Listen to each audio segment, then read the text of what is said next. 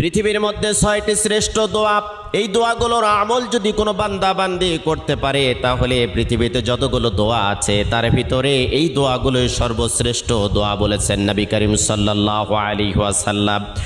কোনো বান্দা বান্দি যদি যতই বিপদে থাক, কষ্টে থাক, দুর্ভিক্ষে থাক, উৎকণ্ঠার মধ্যে থাক না কেন, সকাল থেকে সন্ধ্যা পর্যন্ত যদি কোনো বান্দা বান্দি দরুদ শরীফের আমল করতে পারে, রাতের বেলা যদি দরুদ শরীফের আমল করতে পারে, হাজারো অশান্তির দাবানল থেকে আল্লাহ রাব্বুল আলামিন শান্তি দান করবেন।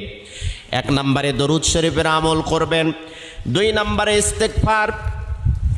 আপনার মুখটা এমন হয়ে যাবে আল্লাহ রাব্বুল আলামিনের কাছে দোয়া করার সাথে সাথে আপনার দোয়াটা কবুল হয়ে যাবে। সব সময়ের জন্য পড়বেন আস্তাগফিরুল্লাহ আল্লাযী লা ইলাহা ইল্লা হুয়াল হাইয়ুল কাইয়্যুম ওয়া আতুবু ইলাইহি।